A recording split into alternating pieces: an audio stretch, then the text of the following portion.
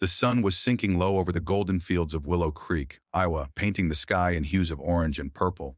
But for 16-year-old Ellie Mae Thornton, the beauty of that evening was lost in a haze of fear. Her wrists burned, bound tightly with coarse rope against the rough bark of an old oak tree. Laughter, cruel, mocking laughter, echoed around her as three figures loomed in the fading light. The bullies of Willow Creek High had singled her out again, but this time, they'd gone too far.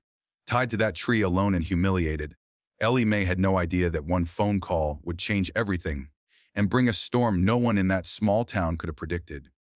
Hey, if you're new here and love stories of courage and comeback, hit that subscribe button and join our community. We're just getting started. Ellie Mae wasn't like the other kids in Willow Creek. She was quiet, almost invisible, with her worn denim overalls and a braid that swung down her back like a rope. Her family's farm, a sprawling patchwork of corn and soybeans, was her world. She'd grown up milking cows before dawn, fixing fences with her dad, and reading dog-eared books under the shade of that same oak tree where she now stood helpless. School was different. At Willow Creek High, her shyness made her a target. Her faded clothes and soft, spoken nature were like a neon sign to kids like Travis Boone, the quarterback with a smirk as sharp as a blade, and his cronies, Lilo and Cody, who followed him like wolves trailing a pack leader. It started small, snickers in the hallway. Notes slipped into her locker with words like "frake" and "loser" scrawled in jagged ink. Ellie Mae kept her head down, clutching her books like a shield. But Travis had a knack for cruelty, and that spring, he'd set his sights on breaking her. "You think you're better than us, farm girl?" He'd sneered one day in the cafeteria, loud enough for the whole room to hear. Ellie Mae had flushed red, her eyes glued to the linoleum floor. She didn't think she was better. She didn't think much of herself at all. By the time summer rolled around, the bullying had escalated. Travis and his crew followed her home one day, pelting her with pebbles as she walked the dirt road to her farm. She'd run, her breath hitching, but they were faster, their laughter chasing her like a shadow. That was when they got the idea, the sick, twisted idea that led to the oak tree. It was a Friday evening, the air thick with the scent of cut grass and impending rain. Ellie Mae had been walking home from the library, her backpack heavy with books, when Travis's pickup truck screeched to a halt beside her. Before she could react, Cody had grabbed her arms, and Leela was giggling, pulling a coil of rope from the truck bed. "You're gonna learn your place, Ellie Mae," Travis had said, his eyes glinting with something dark. They dragged her to the oak tree, a half-mile from her family's farmhouse, hidden by a bend in the road.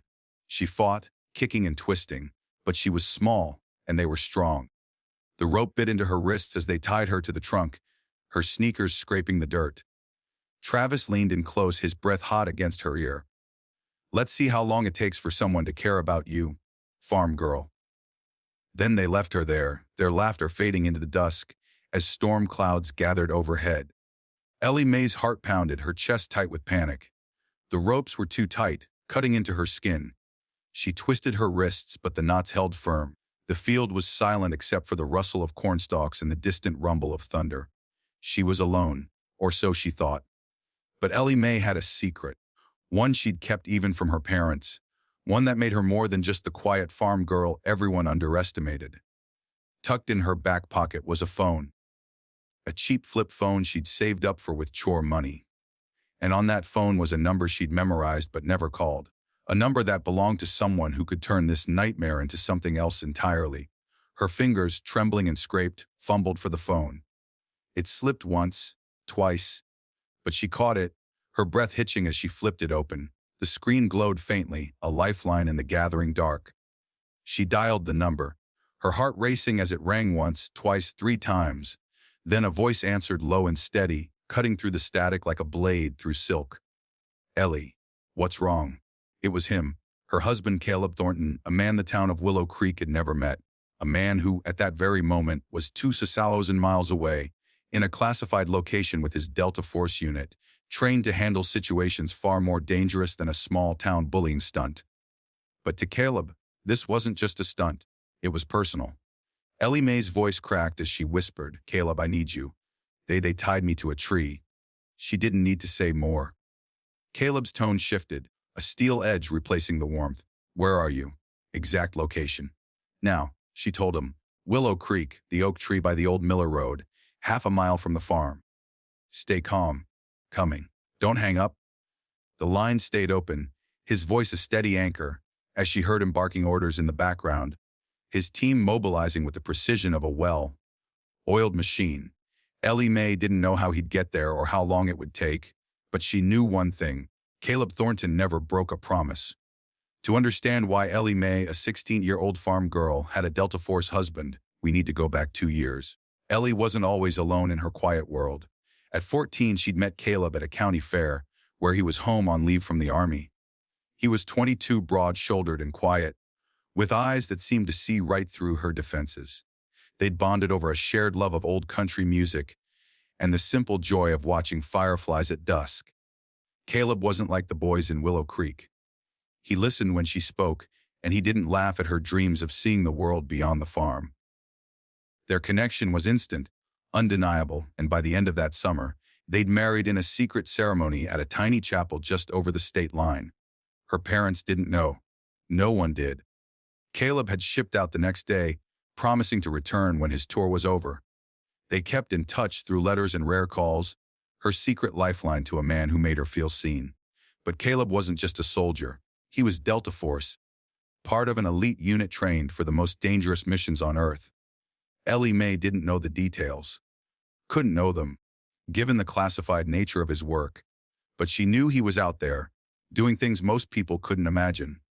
And now, tied to that tree she'd called him, not knowing if he was in a desert halfway across the globe or a jungle in some unnamed country.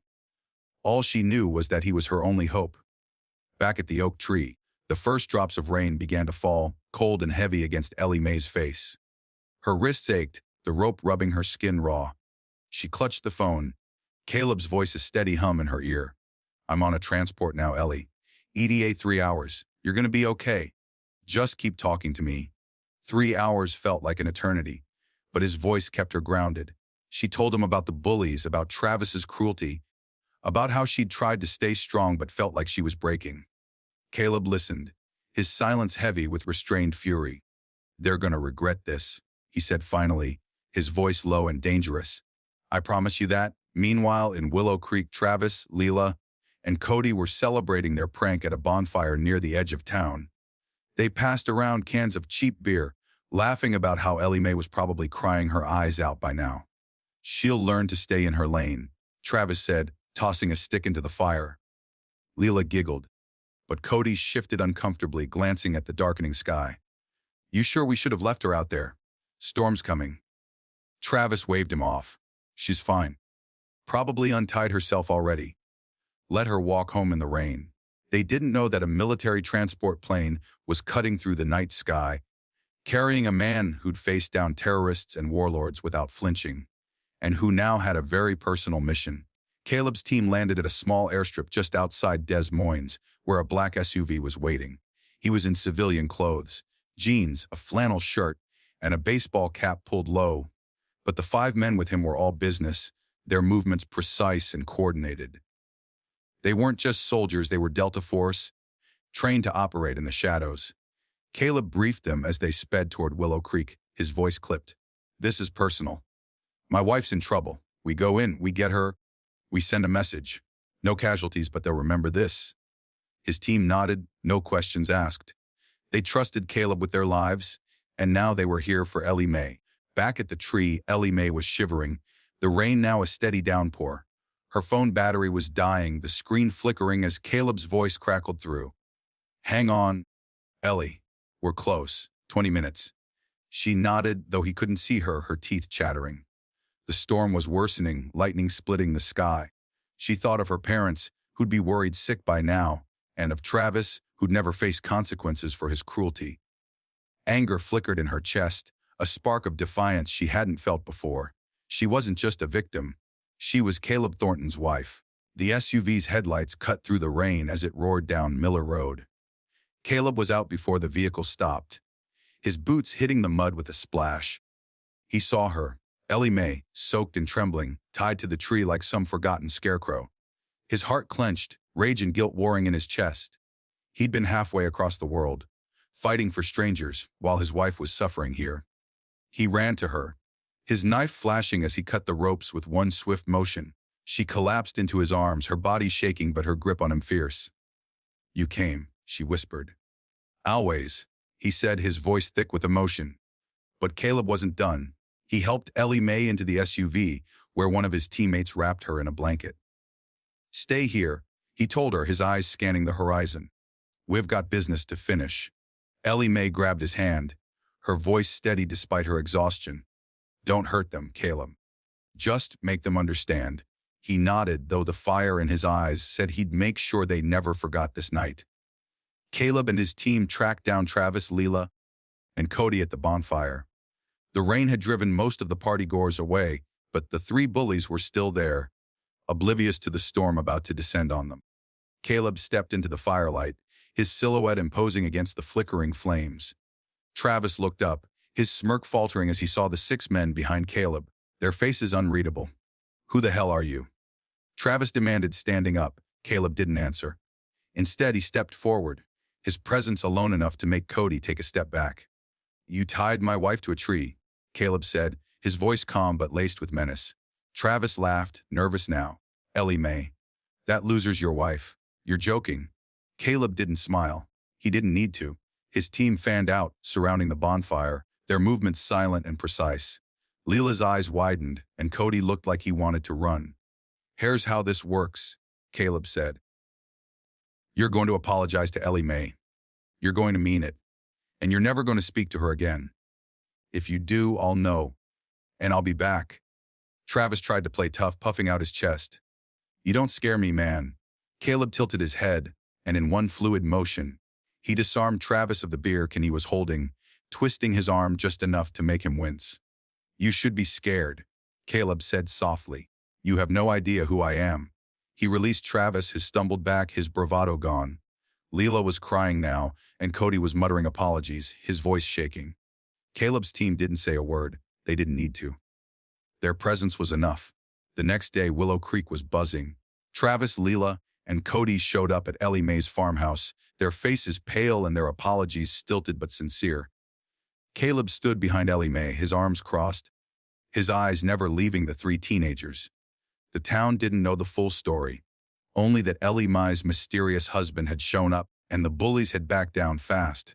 Rumors spread like wildfire. He was a soldier, a mercenary, a ghost. Ellie Mae didn't care. She had Caleb, and for the first time, she felt untouchable. The weeks that followed were a turning point. Caleb took leave to stay with Ellie Mae, helping her parents on the farm and teaching her how to stand up for herself. He showed her basic self-defense, his hands gentle but firm as he guided her through the moves. "You're stronger than you know," he told her one evening, as they sat under the oak tree, now a symbol of her resilience. Ellie Mae smiled, her quiet strength growing with every day. She started speaking up at school, her voice steady, her head held high. The bullies kept their distance, and the town began to see her differently. Not as the quiet farm girl, but as someone who'd faced down darkness and come out stronger. Caleb eventually had to return to his unit, but he left Ellie Mae with a promise. "I'm always one call away."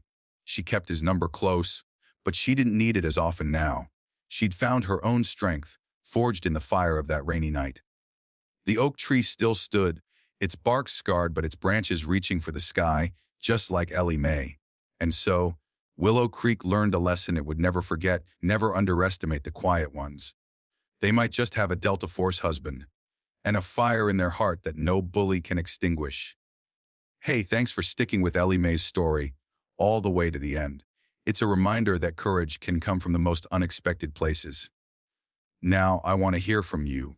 Where are you watching this video from? Drop your city or state in the comments below, and let's see how far this story's reached.